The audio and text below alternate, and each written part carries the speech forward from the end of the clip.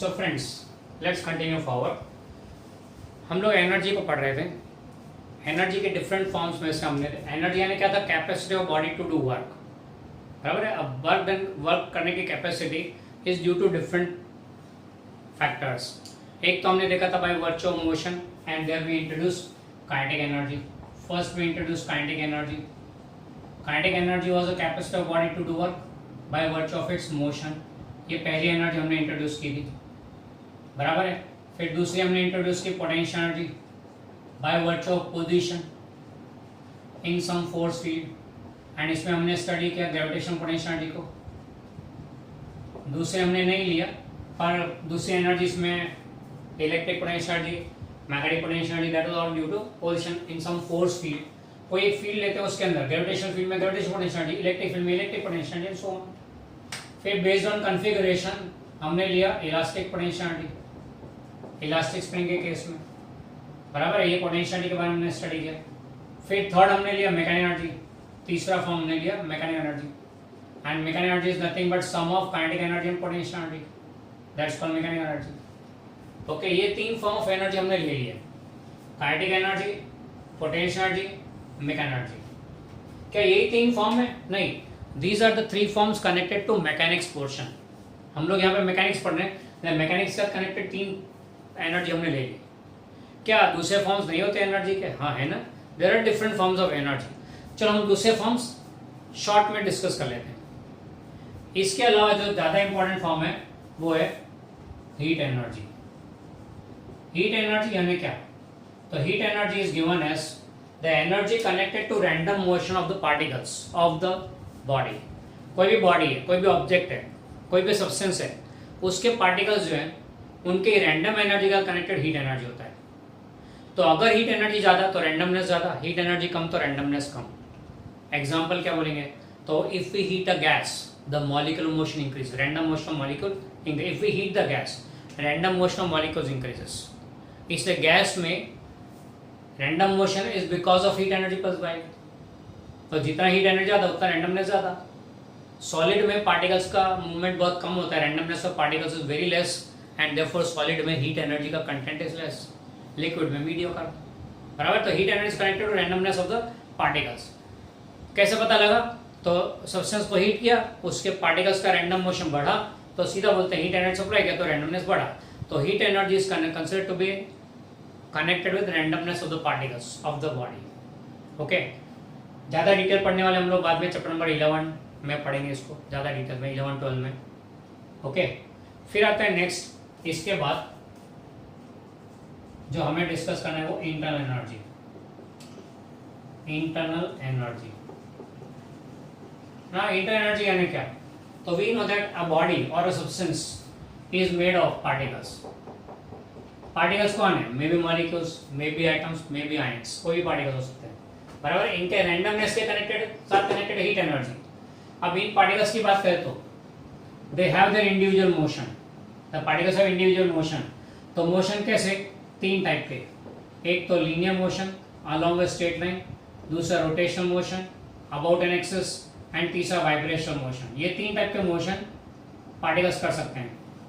अब the particles in the body can have either of the, can have any of the three, more than one, more than two also, 1, 2 or 3, all the three types of motion भी हो सकते हैं, एक भी हो सकता है, depends on the situation। अब हर एक के साथ कनेक्टेड काइनेटिक एनर्जी, हर एक मोशन, लीनियर मोशन के साथ linear kinetic energy, rotational motion के साथ rotational kinetic energy, vibrational motion के साथ वाइब्रेशनल काइनेटिक एनर्जी, इन सब का टोटल मारो तो टोटल काइनेटिक एनर्जी हो गई। This once total kinetic energy plus by the particles of the body. ये हो गया total kinetic energy plus by the particles of the body. इसके अलावा there is some potentiality due to internal interactions। ये molecules एक दूसरे के साथ इंटरेक्ट करते हैं तो उसके कारण some potentiality comes into existence, बराबर है। इस सब का टोटल मारो तो ये जो टोटल बनता है इसको बोलते हैं internal energy of the system, internal energy of the body. Sum total of all the kinetic energy and the potentiality due to interaction, mutual interactions, that total energy is inside, is of the particles inside the body। ये body as a whole के लिए नहीं है, अंदर के particles का है। तो total energy of the inner particles of the body is called internal energy. ये एनर्जी को बॉडी के एनर्जी का कोई लेना देना नहीं है, बॉडी एज अ होल के लिए नहीं, ये अंदर के पार्टिकल्स की टोटल एनर्जी है। अंदर के पार्टिकल्स जो मूवमेंट कर रहे हैं उनके कारण काइनेटिक एनर्जी, वो अंदर म्यूचुअल इंटरेक्शन कर रहे हैं उनके कारण potential energy, and that total is called inter energy of the body. Clear? तो ये हो गया इंटर एनर्जी के बारे में। इसके बाद नेक्स्ट आता है, ये आपके पेज नंबर 5 पे नोट्स में दिया हुआ है। नेक्स्ट है chemical energy. Will be mentioning certain energies only. Chemical energy यानी क्या? तो we know that when a chemical reaction occurs, it may happen that a molecule may dissociate into atoms. It may happen that atoms may join and form a molecule. During this process, there is some energy released or some energy absorbed. This energy exchanged when some chemical reaction occurs due to dissociation or joining of the atoms to form molecules. The energy associated with chemical energy. याद होगा chemistry में आपने पढ़ा होगा exothermic reaction, endothermic reaction. What are that? They are exchanging energy, heat energy नहीं, ये तो atoms के डिसोसिएशन के कारण जो एनर्जी रिलीज हुई वो बॉन्ड्स में जो भरी हुई थी, वो एटम्स के ज्वाइनिंग के कारण कुछ एनर्जी एब्जॉर्ब हुई, वो दैट इज केमिकल एनर्जी। तो chemical energy is considered to be energy stored in the molecules. बराबर है? तो during the joining of the molecules और breaking we find that energy is exchange and that energy is called chemical energy. फिर next आता है electrical energy. Now electrical energy जो बोला वो एक्चुअली इलेक्ट्रिकल एनर्जी क्या है वो देखते हैं। This electrical energy is nothing but electric potential energy. Actually अलग रखा है, नहीं रखना चाहिए था, यहाँ पे ही साथ में लेना था पोटेंशियल एनर्जी में, पर अलग दिया तो ठीक है। We know that like charges attract each other, unlike charges repel each other. Unlike charges attract each other, like charges repel each other. तो जो अट्रैक्शन और रिपल्शन के कारण जो मोशन क्रिएट हुआ, पोजीशन में चेंज हुआ, क्यों? क्योंकि some work has been done in order to attract और repel a charge particle and that work done gets stored in form of electric energy या इलेक्ट्रिक पोटेंशियल एनर्जी। क्लियर? ये इतना इसका छोटा सा कंसेप्ट अभी ही लेना। फिर एक आता है इसके बाद we go for energy mass relation, energy mass equivalence, energy mass equivalence. अब यहाँ पे एनर्जी एंड मास को रिलेट किया हुआ है, एनर्जी एंड मास को रिलेट किया हुआ है, एंड ये काम किया था आइंस्टाइन जी ने। Einstein has given a very famous formula E = mc²। ये क्या चीज है? ये एक्चुअली क्या है? This energy is called rest mass energy, is called rest mass energy. Now think of a body lying at rest on the ground. Think of body lying at rest on the ground. Rest पे है, not moving, so kinetic energy तो zero उसकी, kinetic energy नहीं है। Ground पे इसलिए gravitational potential भी zero उसकी, यानी न kinetic न potential, कोई एनर्जी है ही नहीं उसके पास। तो वो बॉडी जो लाई करता है ग्राउंड पे, a body lying on the ground has no energy in it, मतलब उसकी कोई कैपेसिटी नहीं है काम करने की, ऐसा मैकेनिज्म होता है। A body does not have any energy when it is lying at rest on the ground, so it does not have any capacity of doing work. बराबर है? नहीं, आइंस्टाइन ने बोला ऐसी बात नहीं है। वो यहाँ पढ़ा है, इसका ये नहीं कि उसका कैपेसिटी नहीं काम करने की, वो कर सकता है। It has a capacity to work. And कितना है capacity? The energy is given as mc², where m is the mass of the body and c is the speed of light in vacuum, value 3 × 10⁸ meter per second. तो any body lying at rest does not have energy, ऐसा नहीं मानते, it's not a fact. Any body lying on the rest has some energy stored in it and that's called rest mass energy, E = mc²।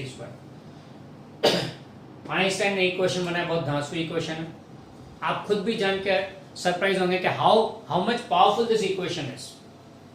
चलो आपके बारे में ही मानते हैं, आपके बारे में ही सोचते हैं। अभी तो फिलहाल हम लोग ऑनलाइन ऑफलाइन क्लास में नहीं है, क्लासरूम में नहीं है, नहीं तो मैं आपको प्रूव करके दे सकता हूँ आप निकम्मे हो, निठल्ले हो। क्यों?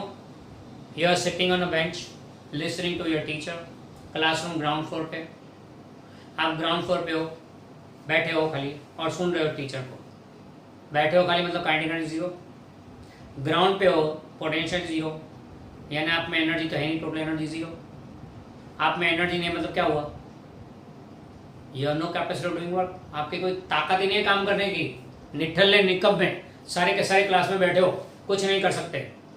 तो बोले ए सर ऐसी बात नहीं है, आप चाहो तो उठा के आपको नीचे फेंक दे, बोल सकते हो ना सर। यानी any body lying at rest on the ground does not mean that it has no energy in it, it has energy given by this formula. चलो आपके एनर्जी ढूंढते हैं। ऑन एन एवरेज आपका मास कितना है? तो अगर क्लास में देखें तो on an average mass of a student comes out to be 60 kg। तो 60 kg into 3 into 10⁸ meter per second का स्क्वायर, वैल्यू पुट अप किया, यानी 60 into 9 into 10⁻16 kg into meter square per second square, जो joule हो गया, ये joule हो गया। तो 9 6 54, 5.4 इंटू 10⁻2 मिनट यहाँ से 18। हमारी क्लास में बैठे हुए स्टूडेंट के on an average mass 60 kg होगा, उसके हिसाब से कितनी एनर्जी स्टोर्ड है। अगर आपका सर नहीं मेरा मास तो 50 kg है, तो कोई बात नहीं 50 लेके कर लो, 50 ले लो, झगड़ा क्यों करते हो। 4.5 इंटू 10⁻18 तो ऐसे कैसे रहेगा। आप अगर इसमें थोड़ा प्लस माइनस करेंगे, ये नहीं बदलेगा, ये बदलेगा, ये नहीं बदलेगा। 10⁻18 जूल तो एनर्जी आप में स्टोर्ड है ना है। Can you imagine the number 10⁻18? It is 1 followed by 18 zeros, 1 followed by 18 zeros। इतनी एनर्जी तो है ही आप में। थोड़ा कम ज्यादा करोगे तो यहाँ इसमें फर्क पड़ेगा, इधर तो कोई फर्क नहीं पड़ना है। ये इतनी सारी एनर्जी स्टोर्ड है, भले आप यहाँ बैठे हो, निठल्ले निकम में नहीं हो, you have this much energy stored in you, you have capacity to do this much work. 10⁻18, imagine करो 1 के बाद 18 zeros, इतनी एनर्जी हर एक में स्टोर्ड है। ये अलग बात है हम उसको यूज करते हैं नहीं, एनर्जी स्टोर इतनी कैपेसिटी काम करने की, but we rarely do, we rarely use है। अरे मैं तो बोलता हूँ चलो बॉडी को छोड़ो, खाली दिमाग का यूज करें। बॉडी को छोड़ो, दिमाग लेते हैं। हर एक में on an average human brain का वेट कितना, on an average human brain का वेट कितना, according to biology it's somewhere around 800 gram to 1 kg और 800 ग्राम के बीच में होता है। चलो हम लोग 1 kg लेके चलते हैं फॉर आवर कन्वीनियंस, 1 kg ले लेते हैं। 1 kg ले लिया, 9 इंटू 10⁻16, इमेजिन करो इतना एनर्जी खाली ब्रेन में है। 10 टू पावर से 9 इंटू 10⁻16 मतलब 10⁻17 हुआ, एक के बाद 17 zeros, 1 is followed by 17 zeros। इतनी एनर्जी तो खाली ब्रेन में है, रखो संभाल के, जिंदगी भर काम नहीं आएगा, you have to use it.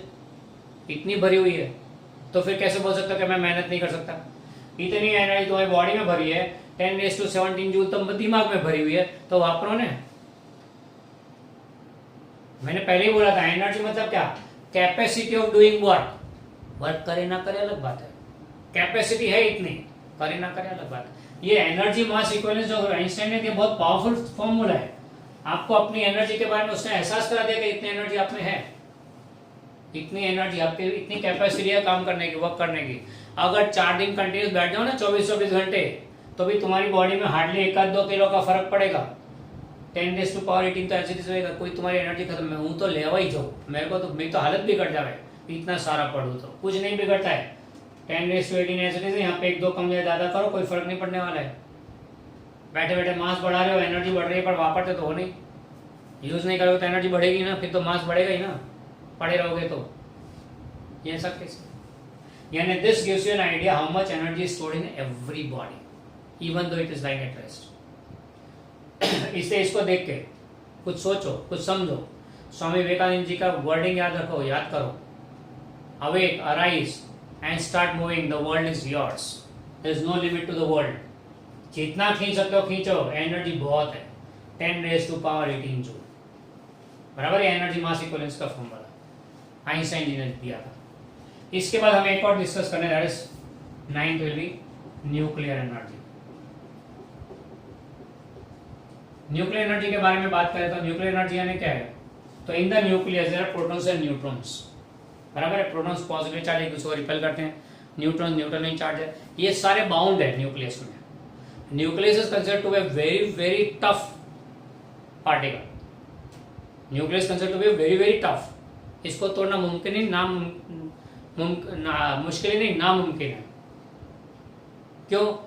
High amount of energy stored and that is nuclear energy. During the formation of nucleus, a very high amount of energy is stored in the nucleus, and that's called nuclear energy, जिसको हम लोग use करते हैं to generate nuclear power. बराबर है, उसको फोड़ होता है, एनर्जी रिलीज होगी, we generate nuclear power unit. Okay, ज़्यादा डिटेल इसकी 12th में लेंगे जब न्यूक्लियस के बारे में पढ़ेंगे डिटेल में, वहाँ पे हम लोग न्यूक्लियर फिजिक्स पढ़ने वाले हैं, उधर ये फुल डिटेल्स में आएगा. तो ये डिफरेंट फॉर्म्स ऑफ एनर्जी, क्या इतनी ही एनर्जी है? नहीं, there are still, the list is endless. There are many energies which are not in our knowledge also. The list is endless. Kinetic, potential, mechanical, heat energy, inter energy, chemical energy, electrical energy, ये list है लंबी सी. अब आते हैं mister Daddu, law of conservation of energy, जिसका हम लोग काफी टाइम से इंतजार कर रहे थे. ये दद्दू है हमारे फिजिक्स के. अब very very important law, law of conservation energy. बाकी दुनिया सारी गलत हो, पर ये गलत नहीं हो सकता. All the phenomena, natural phenomena occurring in this world, they do obey law of conservation energy. They have to obey. ये दद्दू है फिजिक्स का, इसे कोई भी फॉलो ना करे ऐसा नहीं हो सकता. ये क्या है law of conservation energy? Total energy of this world, total energy existing in this universe, the total of this all energy always remains constant. यानी कि kinetic plus potential plus mechanical plus heat energy plus nuclear chemical, जो भी सारी add करते जाओ, total constant. आप तो जो आप जानते भी हैं, जो आप नहीं भी जानते, your known and unknown energies, सबका grand total is always constant in this universe. यानी अगर एक एनर्जी डिक्रीज होगा तो कांस्टेंट रखने के लिए दूसरे को बढ़ना ही पड़ेगा. कोई एक डिक्रीज होता है, दूसरे किसी को बढ़ना ही पड़ेगा. कई बार ऐसा होता है काइनेटिक एनर्जी डिक्रीज होती है, पोटेंशियल ना भी बढ़े, हीट एनर्जी बढ़ जाए. हाइट ना गेन करे पर फ्रिक्शन के कारण हीट जनरेट हुई, तो काइनेटिक एनर्जी कम हुई, सामने हीट जनरेट हुई. बराबर है. ये what is this kinetic energy converting into heat energy. Clear? तो कोई एक अगर कम होता है, दूसरे किसी को बढ़ना ही चाहिए. अब मान लो सर इसमें से कोई नहीं बढ़ी तो नहीं बढ़ेगी, ये कम नहीं होगी. नहीं, ये कम होगी कहीं है ना, ये तो लिस्ट एंडलेस है. We don't know certain energies, तो वो बढ़ रही होगी. वो कोई कम हो रही है तो ये बढ़ रही होगी. हम बोलेंगे काइनेटिक एनर्जी मिला कहाँ से, पता नहीं, हमारे नॉलेज में तो है नहीं. तो कोई ना कोई एनर्जी तो रिलीज हो रही होगी, तभी ये काइनेटिक एनर्जी मिलेगी. क्लियर? तो लॉ ऑफ कंजर्वेशन एनर्जी क्या बोलता है? Total energy in this entire universe always remains constant. मतलब हमें क्या समझने का कि one form of energy converts into other form, one form of energy converts into other form. Energy can never be destroyed. Kinetic energy खत्म हो गई ऐसा नहीं है, डिस्ट्रॉय हुआ नहीं, वो डिक्रीज हुआ, सामने दूसरा बढ़ा है. The energy is never created, not destroyed. It converts into one form, from one form to another form. It converts from one form to another form. That's law of conservation of energy. यानी in this universe all the phenomena obey this thing, कि अगर कोई एक form of energy कम हो रही है तो दूसरे किसी फॉर्म में कन्वर्ट होकर वो बढ़ेगी. यानी एनर्जी का अंदर अंदर कन्वर्जन चलता रहता है. Energy can neither be destroyed not produced, it converts in from one form to another form. That is total energy of the universe remains constant. ये हो गया law of conservation energy. Very very important law, very very important law. दुनिया चाहे इधर की उधर हो जाए, ये लॉ कभी गलत नहीं हो सकता. दद्दू है.